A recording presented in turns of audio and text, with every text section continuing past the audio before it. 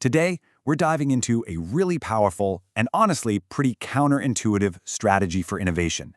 It's a method that basically flips decades of business wisdom on its head to create markets that literally did not exist before. I mean, this is the big one, isn't it? It's the question every single business leader on the planet wants the answer to. How do you create something that doesn't just compete, but completely rewrites the rules of the game? For a long time, the answer seemed obvious: user-centered innovation. We've all heard it 1,000 times. Get out there, watch your customers, find out what bothers them, and just give them what they need. It makes sense, it feels safe, and it's been the bedrock of how we think about business. But is it the whole story? And then you hear a quote like this from the chairman of a wildly successful design company. He's not just questioning the user-centered idea, he's shouting it from the rooftops. This isn't about fulfilling needs, it's about making a proposal. And that one little shift in thinking changes absolutely everything. Okay, so let's dig into this. We'll start by looking at the limits of that strategy we all thought was foolproof. Why is listening to your users not always the fast track to a huge breakthrough? Well, here's the thing. If you had spent all your time watching people struggle with wine bottles, you know what you would have designed? A better, more efficient corkscrew. You would never have created a smiling little object that people give as a gift. Same thing with gaming. If you watch gamers, you would have just made a better controller to get them deeper into the virtual world, not a gadget that got the whole family off the couch and playing together. See, user-centered design is fantastic for perfecting the present, but it just doesn't invent the future. So, if these game-changing innovations don't come from users, where in the world do they come from? Well, they come from innovating on something much deeper than just function or features. This is the absolute core of the whole idea. It's not about what a product does, it's about what it means to us. Think about it. We don't just buy things for practical reasons. We buy them for these deep, emotional, and cultural reasons. Design-driven innovation doesn't just tweak a product's function, it completely changes its purpose in our lives. And this comparison just makes it so clear. User-centered is what we call a market pull strategy. It's responding to a need that's already out there. But design-driven, that's a design push. It doesn't ask you what you want. It puts a bold new vision on the table, a proposal for a new way to see the world. And the outcome isn't just a small improvement. It's a massive, radical change.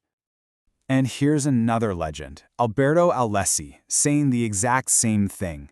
His company made all those playful, human-like kitchen gadgets. He wasn't solving a functional problem. He was making a poetic proposal that maybe our products could have personality, that they could be our friends. And people absolutely loved it. Okay, so how does this actually play out in the real world, especially when a brand new technology gets thrown into the mix?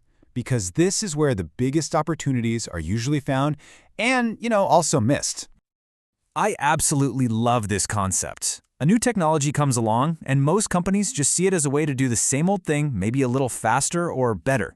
But then, one company has this epiphany. They see a hidden potential, a secret meaning that allows them to completely change the game. The Nintendo Wii is the perfect case study.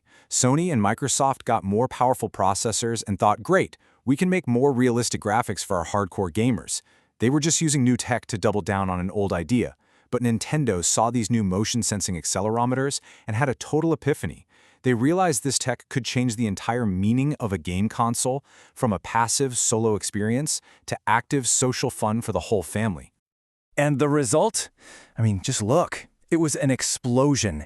In the first 6 months, the Wii outsold its more powerful competitors combined.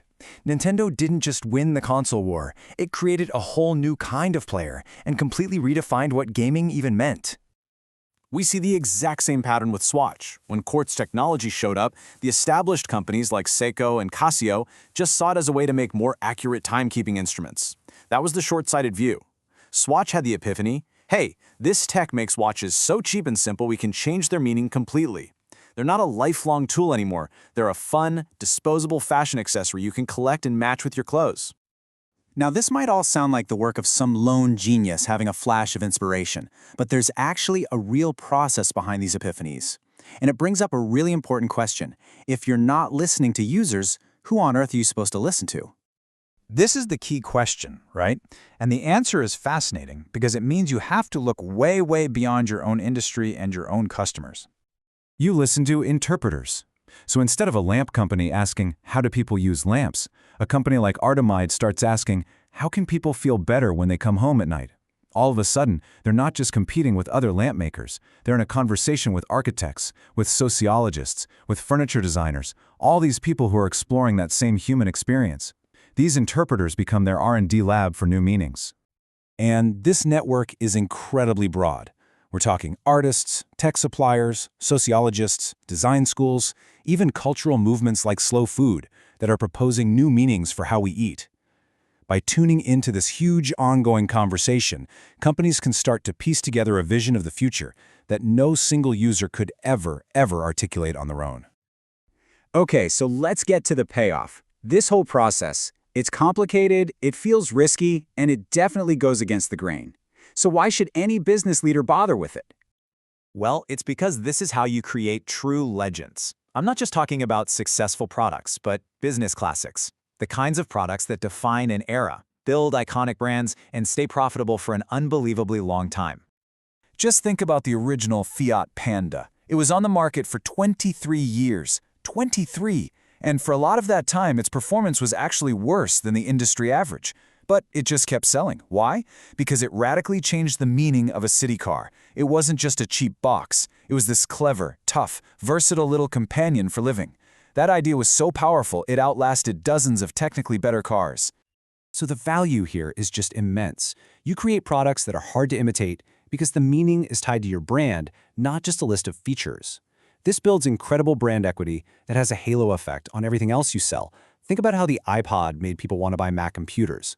You get higher profit margins, your products live longer, and best of all, you get to define the new rules of the game for your entire industry.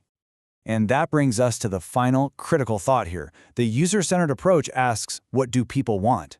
But design-driven innovation asks a much bolder, more profound question.